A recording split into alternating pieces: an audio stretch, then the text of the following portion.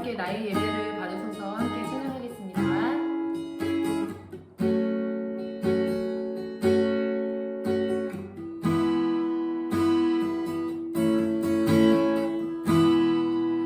주님 당신은 내 삶 구석구석까지 감찰하시며 나를 응원하시는 분, 내 길을 밝혀서 영원한 생명의 길로 인도하시며 나를 격려하시는 분,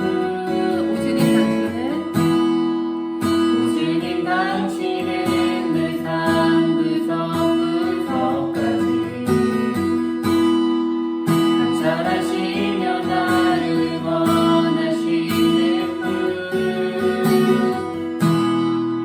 내 길을 밝혀서 영원한 생명의 길로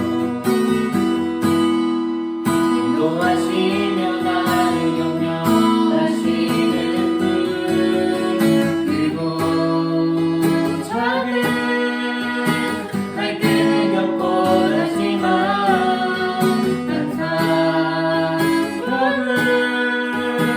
당신을 선택합니다. 나의 유일한 고백을 세상으로 지가는 하루 당신뿐입니다. 나의 유일한 고백을 세상으로 지가는 하루 당신뿐입니다. 나의 예배를 받으소서, 홀로 영광을 받으소서. 주여, 나의 주여.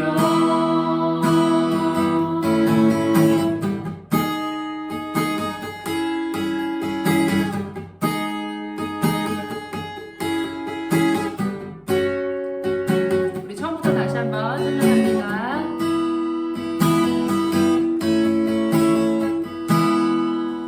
주님 당신은 내 삶 구석구석까지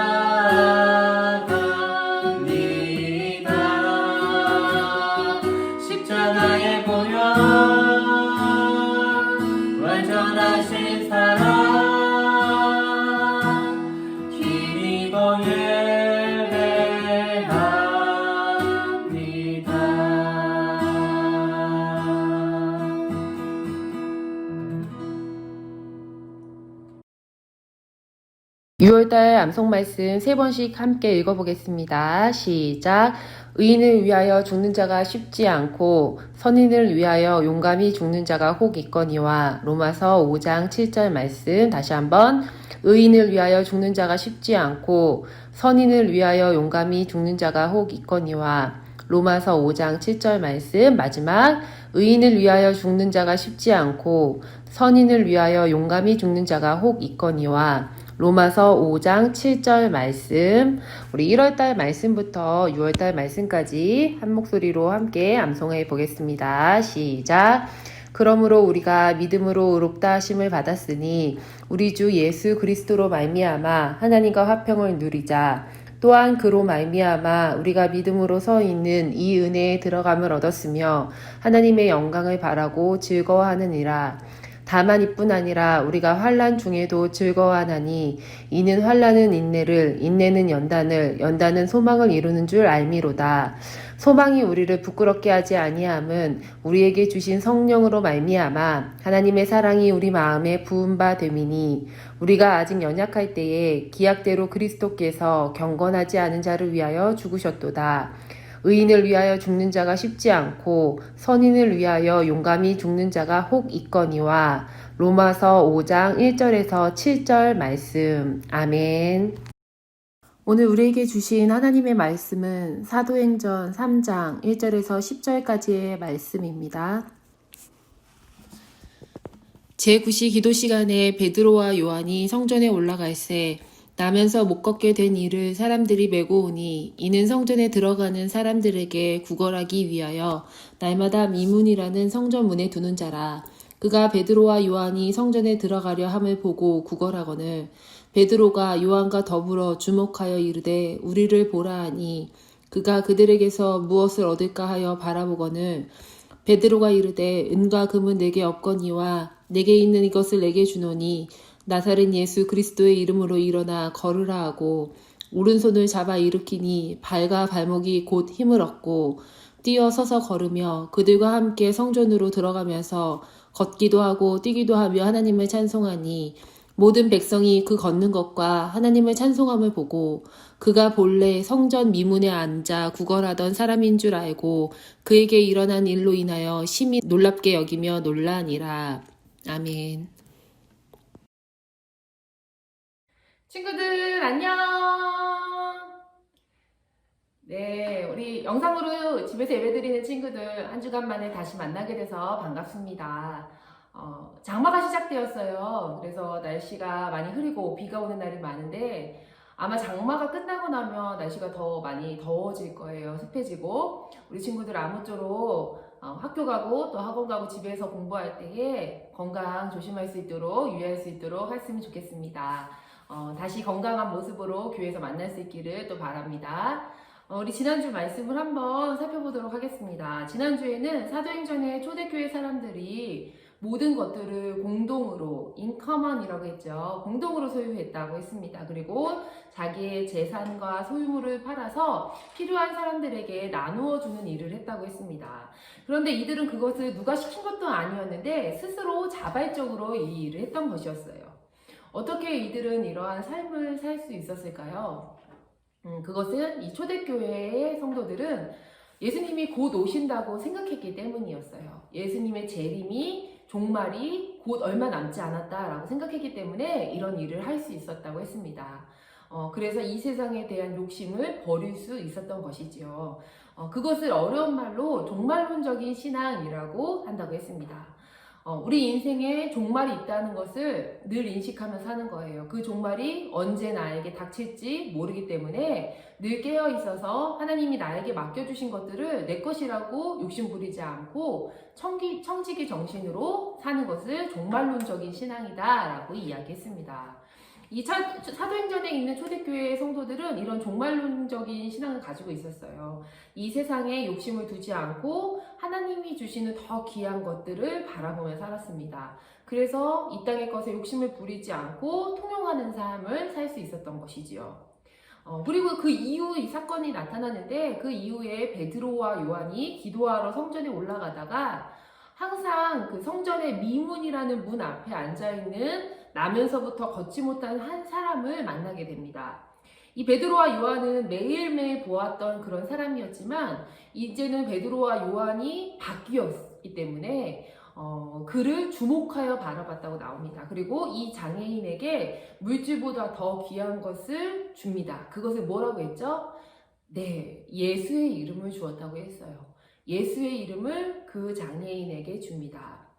베드로와 요한은 예수님의 이름의 가치를 예전에는 몰랐지만 성령 세례를 받은 이후에 그 의미를 깨닫게 되었어요. 그래서 이 장애인에게 돈 몇 푼 쥐어주는 것이 아니라 예수님의 이름을 주는 것입니다. 왜냐하면 그것이 가장 큰 은혜고 축복임을 알고 있었기 때문이에요. 이 땅에 사라질 것들을 소망하면 파랑새 이야기 알죠? 파랑새처럼 잡힐 듯 잡히지 않는 물질과 명예를 따라다니다가 인생을 허비하게 됩니다. 그리고 결국은 사망에 이르게 되는 것이 우리 인간들의 운명입니다. 그러나 예수의 이름을 붙잡는 사람에게는 소망이 있습니다. 구원의 소망이 있죠. 영생의 소망이 있습니다. 우리 친구들이 이 땅에 소망을 두지 말고 보이지 않는 하나님 나라, 하지만 확실히 존재하는 저 하늘나라를 소망하면서 살아갈 수 있는 친구들 되기를 간절히 소망합니다. 이제 지난주에 조금 다루었던 초대교회의 첫 번째 기적사건에 대해서 오늘은 조금 더 자세하게 살펴보려고 합니다. 지난주에는 초대교회 그리스도인들의 물질관과 가치관이 바뀐 거에 대해서 초점을 맞추어 이야기했다면 이번 주에는 나면서부터 걷지 못했던 이 장애인에게 초점을 맞추어서 이야기를 해보도록 하겠습니다. 초대교회 공동체가 생성된 이후에도 사도들과 제자들은 여전히 유대인이었고 여전히 유대교를 따랐어요. 유대교와 기독교가 분리된 것은 한참 후의 일이었기 때문이에요. 나중에 분리가 됩니다. 그래서 베드로와 요한은 유대교의 관습에 따라 하루 3번씩 기도하러 성전에 올라가는 중이었어요. 그리고 2절 말씀 우리 함께 읽어보도록 하겠습니다. 2절 말씀 시작. 나면서 못 걷게 된 이를 사람들이 메고 오니 이는 성전에 들어가는 사람들에게 구걸하기 위하여 날마다 미문이라는 성전 문에 두는 자라. 아멘. 여기서 나면서 못 걷게 된 이라는 말이 나옵니다. 이 사람은 엄마 뱃속에서부터 태어날 때부터 걷지 못하는 장애를 가지고 태어난 사람이라는 거예요. 그런데 고대 사회에서는 지금과 같은 현대 사회와는 달리 장애를 가지고 태어나면 그 사회에 살 수 있는 일이 거의 없었어요. 그 당시에는 다 몸을 써서 손과 발을 써서 해야 하는 일이 대부분이었기 때문에 이 몸이 불편한 지체 장애인들은 직업을 가질 수가 없었고 또 다른 사람들의 도움을 얻어야지만 살아갈 수 있었습니다. 그것도 근근히 살아갈 수 있었죠. 그래서 10절 말씀에 보면 그가 본래 성전 미문에 앉아 구걸하던 사람인 줄 알고 라는 말이 나와요.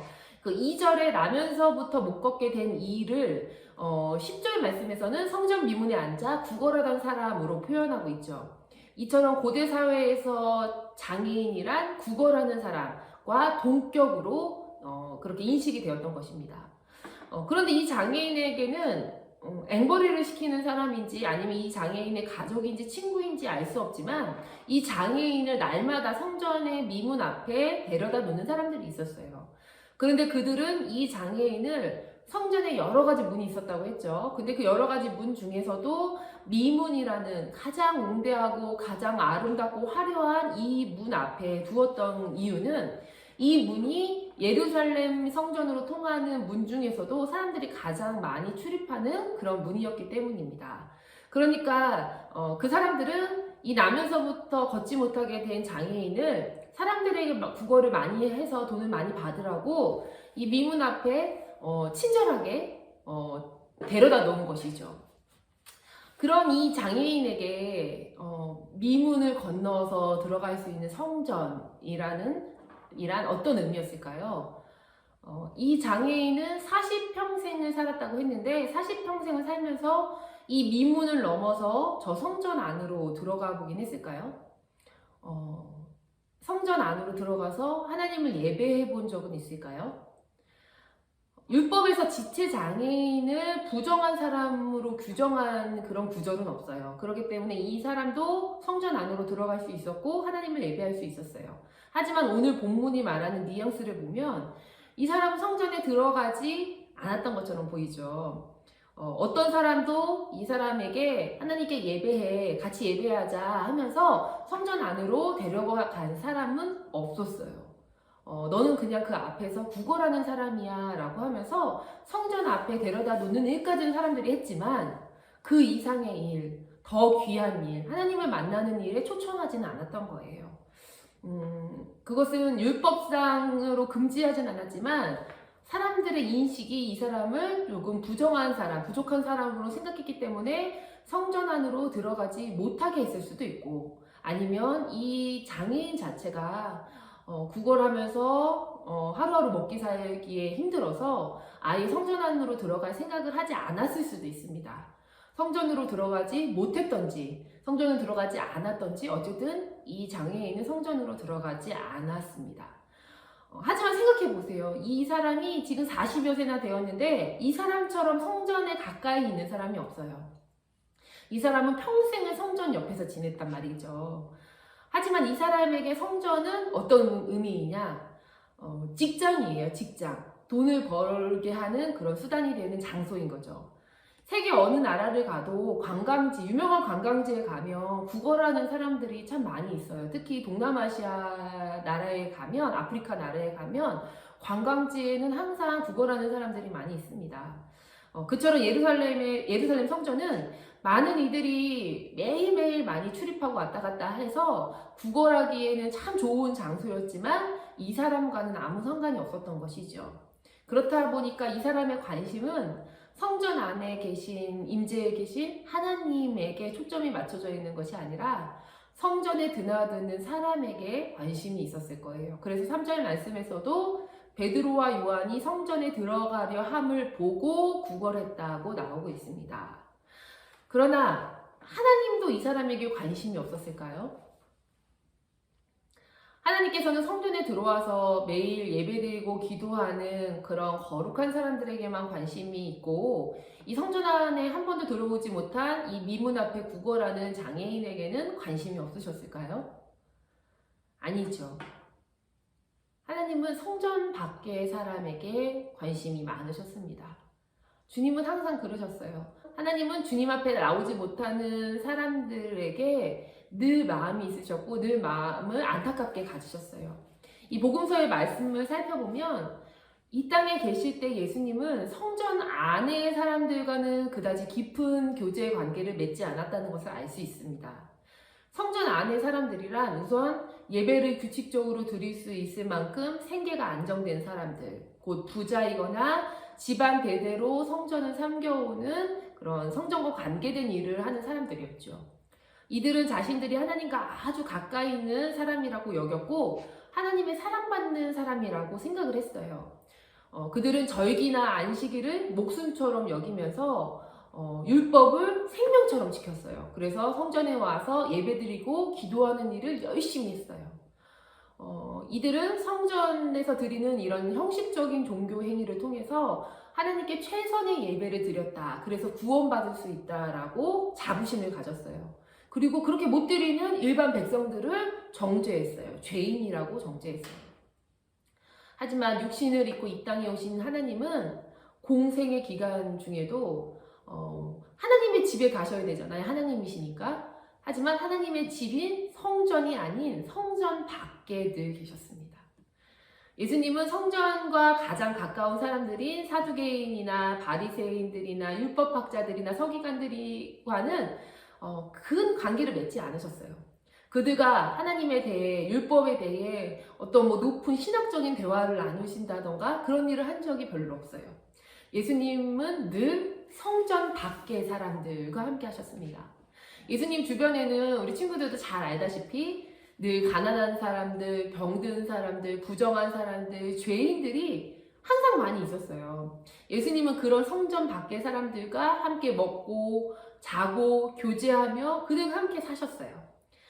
또 예수님은 이 성전 밖의 사람들의 눈높이에 맞춰서 아주 쉬운 일상의 비유들을 통해서 하나님 나라를 설명해 주셨어요.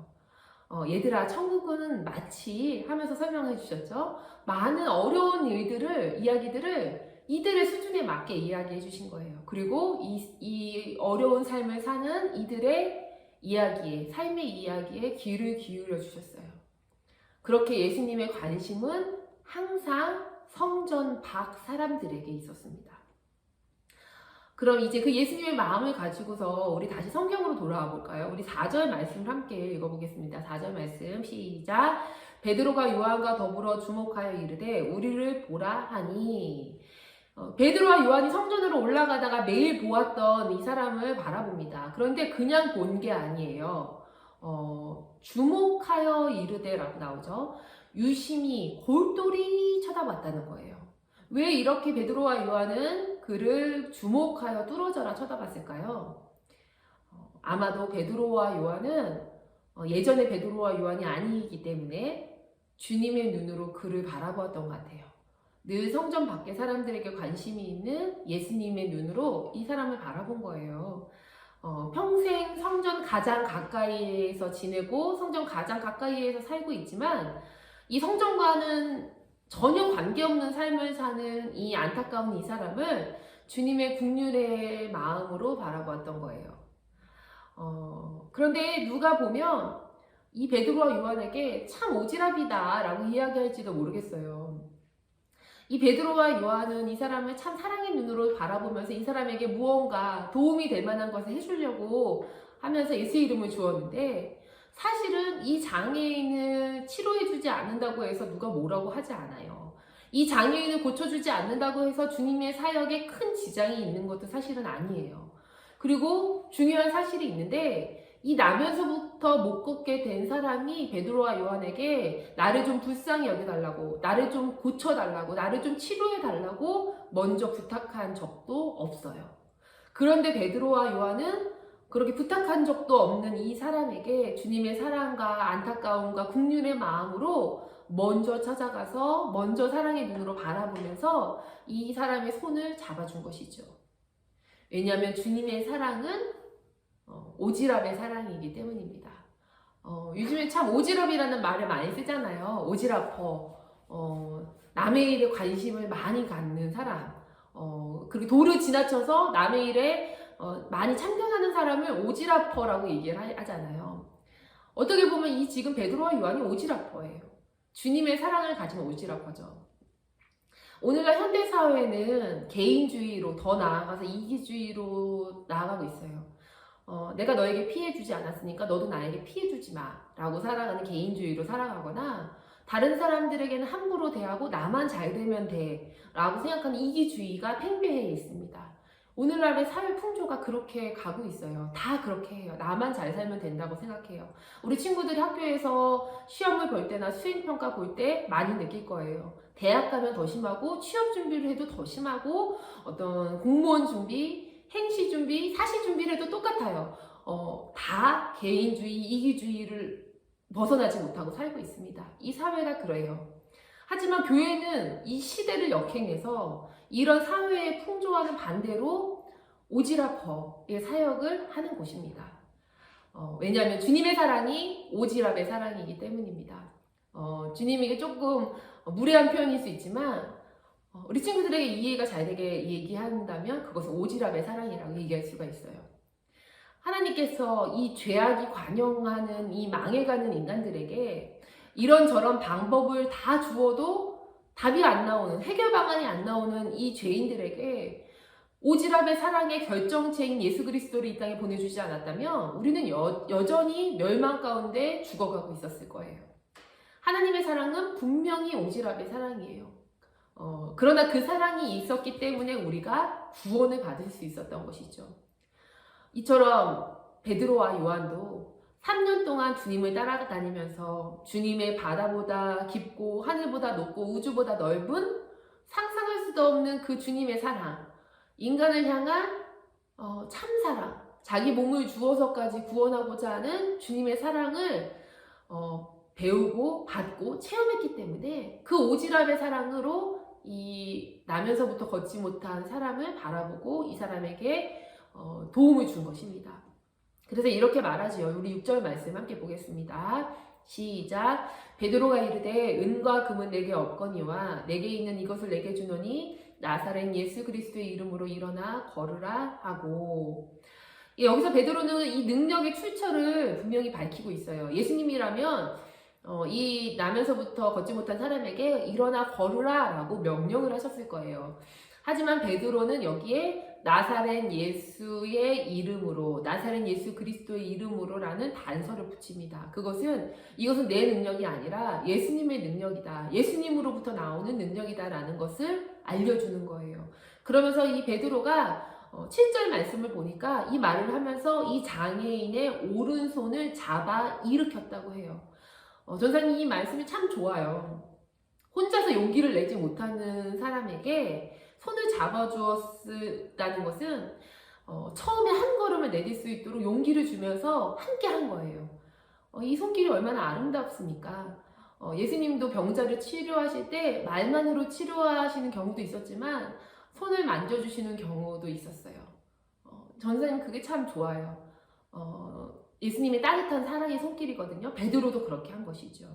그러자 어떻게 되었나요? 우리 7절, 8절 말씀 함께 보겠습니다. 읽어볼게요. 시작. 오른손을 잡아 일으키니 발과 발목이 곧 힘을 얻고 뛰어서서 걸으며 그들과 함께 성전으로 들어가면서 걷기도 하고 뛰기도 하며 하나님을 찬송하니.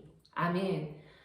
40년 동안 펴지지 않아서 뼈가 이렇게 굳어있던 이 장애인의 발과 발목에 성경에 보니 힘이 들어갔다고 나옵니다. 힘을 얻었대요. 이것은 사도행전의 저자인 누가가 의사였기 때문에, 원래 직업이 의사였기 때문에 이렇게 의학적인 표현을 써서 표현한 것이죠. 그리고 이 장애인이 뛰어 서서 걸으며라고 나오는데 이 먼저 나오는 뛰어는 달린다는 의미의 그 런에 뛰다, 달리다가 아니고 자리를 박차고 용수철처럼 스프링처럼 튕겨 올랐다, 튀어 올랐다라는 그 뛰다예요. 이 장애인이 자리에서 스프링처럼 벌떡 일어났죠. 그 다음에 어떻게 됐을까요? 서서라고 나오죠. 스탠드업 했다는 거예요. 딱 섰다는 거예요. 발목에 힘을 얻었으니까 설 수 있었던 거죠. 예전에는 상상할 수도 없었던 일이에요. 발목에 힘이 없었거든요. 발과 발목에. 이제는 발로 디디고 설 수 있게 된 거예요. 그리고 걷게 된 거예요. 참 순서적이죠? 차례대로 나와 있어요. 자리에서 응수철처럼 튀어 올라서 서고 걷게 되었다는 거예요. 그리고 다음 말씀을 보니까 성전으로 들어가면서 걷기도 하고 뛰기도 했다고 나와요. 여기서 뛴다는 것은 정말 뛴다는 거, 막 뛰어다녔다는 거예요. 평생 못 걷게 된 사람이 걷게 되니까 너무 놀랍잖아요. 그래서 여기저기를 걷고 뛰고 막 그랬다는 거예요. 그런데 우리가 여기 주목해 봐야 할 것은 이 장애인은 늘 성전 안의 사람이 아니라 성전 밖의 사람이었잖아요.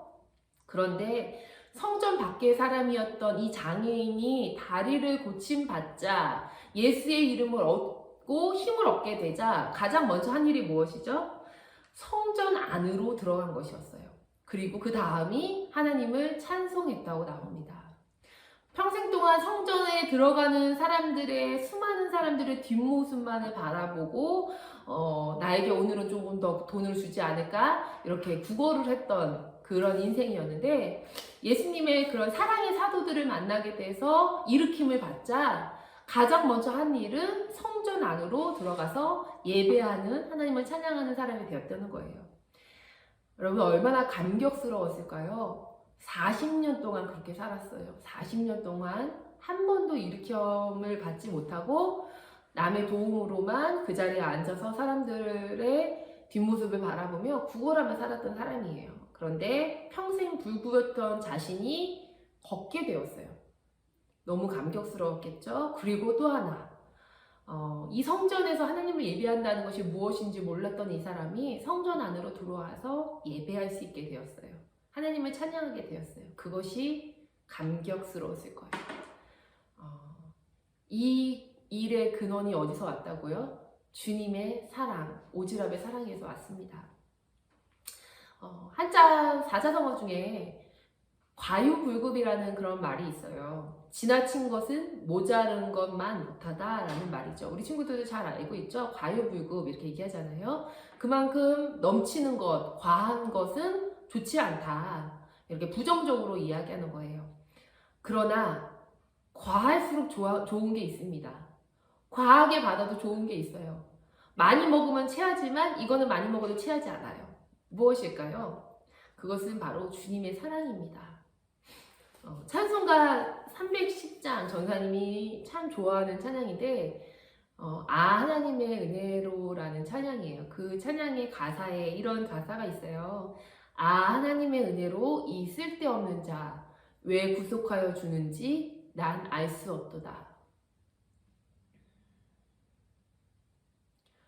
은혜를 받고 나면 하나님의 사랑이 더 이해가 안 돼요. 아니 내가 뭐라고 나를 이렇게까지 사랑해 주시지? 내가 뭐라고 주님은 나를 이렇게까지 사랑해 주셔서 나를 위해서 죽으셨을까? 은혜를 모를 때는 하나님의 사랑이 그런가 보다 했는데 주님의 사랑을 알게 되고 은혜를 받게 되면 될수록 하나님의 그 사랑이 너무 정말 오지랖 같은 사랑이라서 이해가 안 돼요. 우리 현대사회의 이기주의고 개인주의 이런 상황 속에서는 이렇게까지 나를 사랑할 이유가 없는데 왜 나를 이렇게까지 사랑하시나? 라는 생각이 듭니다.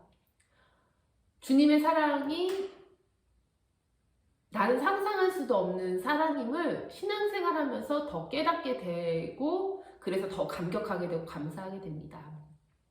그래서 시편 기자도 이렇게 말하고 있어요. 시편 8편에 보면 사람이 무엇이기에 주께서 그를 생각하시며 인자가 무엇이기에 주께서 그를 돌보시나이까? 라고 말하고 있어요. 사람이 무엇이기에 우리 사람이 무엇인데 이렇게 우리를 생각해 주시고 온 우주의 주관자이신 이 하나님이 나를 그렇게 생각해 주시냐는 거죠. 주님이 나를 생각할 이유가 하나도 없어요. 근데 주님이 왜 이런 나를 사랑해 주시는지 그래서 찬송가에는 벌레만도 못한 나라고 나와 있어요. 정말 그렇잖아요. 우리 삶이 그래요. 주님 앞에 내세울 게 없는 그런 삶인데 주님이 왜 그렇게 사랑해 주시는지 알 수가 없어요. 주님은 세계 최고의 사랑에 관한 하는 오지라퍼시죠. 사랑에 관해서는 주님은 적당히 여기까지 이 정도면 돼, 넘치지 말자, 그러진 않으세요. 주님의 사랑은 늘 넘쳐요. 우리에게 넘치도록 주셔서 정말 사랑에 관해서는 주님은 최고의 오버쟁이에요. 너무너무 오버해서 우리에게 사랑을 주시는 거예요. 적당히 주신 적이 한 번도 없어요. 그 오버하시는 주님의 사랑 때문에 우리가 살았고 그 오지랖의 은혜 때문에 우리의 인생이 바뀐 것입니다. 사랑하는 우리 중고등부 친구들, 우리 친구들은 이 사랑을 날마다 기억하면서 감사하면서 살고 있나요? 전도사님도 어떨 때는 이 사랑이 그냥 공기처럼 당연하게 느껴질 때가 있어요. 주님이 날 사랑하시지 당연하지 이렇게. 그런데 은혜가 회복된 사람은 하나님의 사랑에 감사하고 그 은혜에 감격하게 됩니다. 성전 밖에 어쩌면 미문 앞에 앉아있던 나면서부터 안진뱅이였던 이 사람, 장애인이었던 이 사람이 바로 나일지 몰라요. 이 성전 밖에 나에게까지 찾아오신 주님의 사랑, 과하고 넘치고 오버하시고 오지랖인 이 사랑을 우리 친구들이 평생 동안 잊지 않았으면 좋겠습니다. 그 사랑에 날마다 감격해서 날마다 찬양하면서 감사하면서 살아가기 바랍니다. 그리고 우리 친구들도 베드로와 요한처럼 이 사랑을 알았으면 이 사랑을 모르는 많은 성전 밖의 사람들에게 주님의 이 오지랖의 사랑을 전할 수 있게 되기를 간절히 소망합니다. 전사님이 기도하고 주기도문으로 예배 마치도록 하겠습니다. 하나님 감사합니다. 하나님의 사랑이 얼마나 큰지 이 시간에 배우게 하시니 감사합니다. 주님께서 우리를 적당히 사랑하셨다면 우리는 진작에 멸망하고 죽음에 이르렀을 것입니다.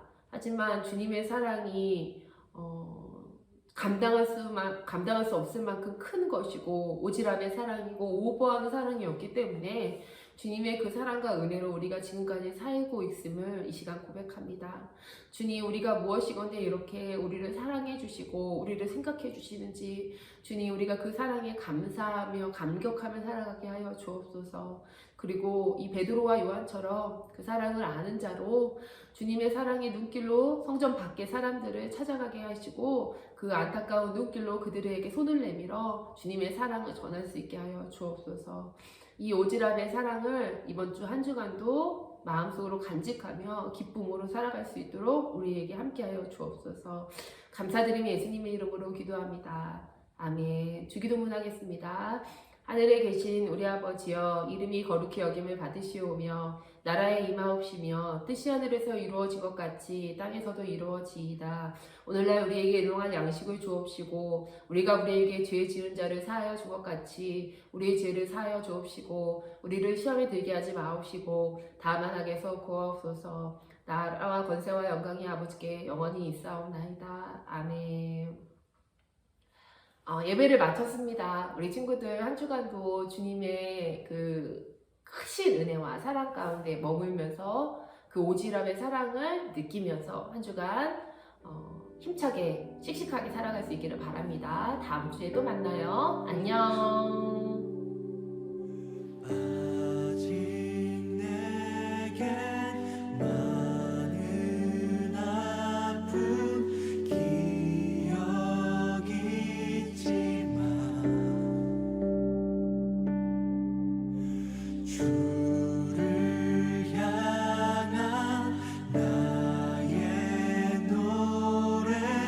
멈출 수 없네.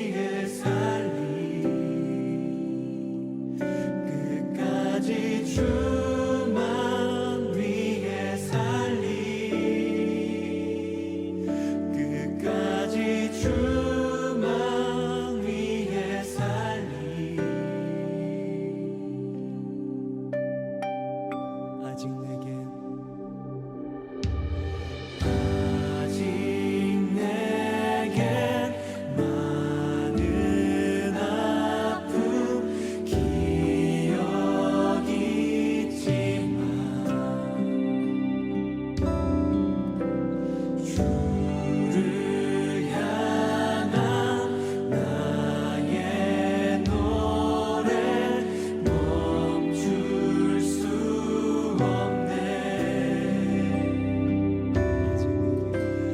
아직 내게 많은 질문 남아있지만